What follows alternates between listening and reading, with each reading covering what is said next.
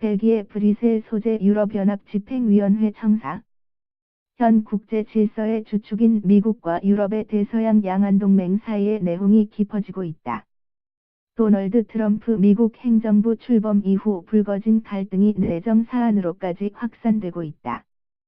유럽연합, EU의 5대 경제대국 재무장관들은 미국 공화당 정부의 감세안이 국제협정들을 어기고 무역을 위협해 워싱턴의 정책 다툼을 범대서양 분쟁으로 이끌 수 있다고 경고했다고가 11일 보도했다. 영국, 독일, 프랑스, 이탈리아, 스페인 재무장관들은 백악관과 미국 재무부에 보낸 편지에서 공화당 주도 세제 개편안이 통과되면 보복할 수 있다는 가능성을 제기했다. 미국은 버락 오바마 전 행정부 때 애플 등 미국 기업들의 유럽연합 내 과세에 대해 이의를 제기했었다. 하지만 유럽연합 쪽이 미국 국내의 입법 사안에 문제 제기를 한 것은 이번이 처음이다. 5개국 장관들은 세금 정책은 국가 주권의 본질적 기둥들이라 기본적으로는 개입할 의사가 없다면서도 순수한 기업 활동에도 영향을 주는 조처들을 통해 이루어진다면 우리는 강력한 우려를 가진다고 밝혔다.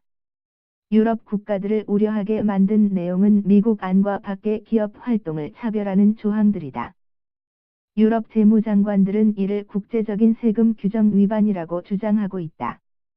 예를 들어, 미국 하원에서 논의하는 내국 소비세는 미국 기업이 해외 자회사로부터 구매할 때 20%의 추가 부담금을 징수하는 내용을 담고 있다. 서한은 이런 조항은 세계무역기구가 제정한 규정들과 위배되는 차별이 될 수 있다고 지적했다. 페터 알트마이어 독일 재무장관 대리는 미국은 우리의 동맹이고 세금 체계를 자신들에게 적합하게 만들 권리가 있다면서도 이는 국제 규정을 준수하는 범위 안에서 이루어져야 한다고 강조했다. 이 서한에 대해 미국 재무부 대변인은 재무장관들의 견해에 감사를 표한다며 우리는 입법안을 마무리하려고 의회와 밀접하게 협력하고 있다고만 답했다. 베냐민 네타냐후 이스라엘 총리, 왼쪽과 페데리카 모게리니 유럽연합, EU, 외교안보 고위 대표가 11일 공동 기자회견을 하고 있다. 브뤼셀/사인 AP 연합뉴스 유럽연합은 이날 예루살렘은 이스라엘의 수도라는 트럼프 대통령의 선언을 다시 정면으로 반박하기도 했다.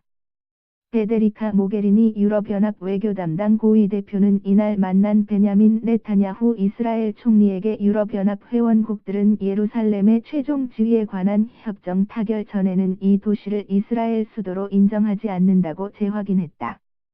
그는 예루살렘이 이스라엘과 미래의 팔레스타인 국가 모두의 수도라는 것을 유럽연합이 완전히 일치해 지지한다고 강조했다.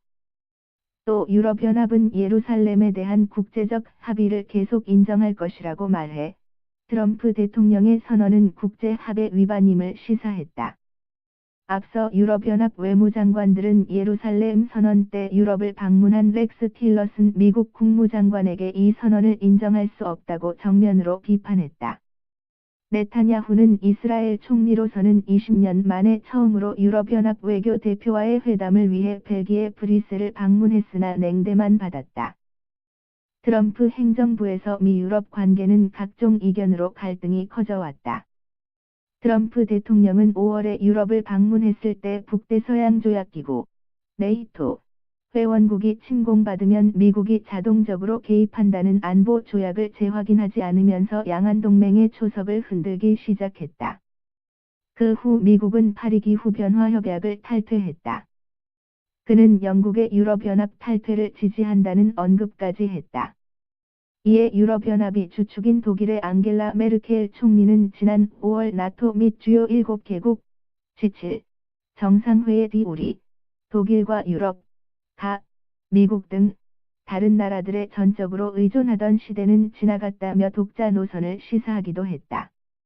이 발언은 미-유럽 관계에 새로운 장이 열렸음을 선언한 것이라는 해석이 나왔다.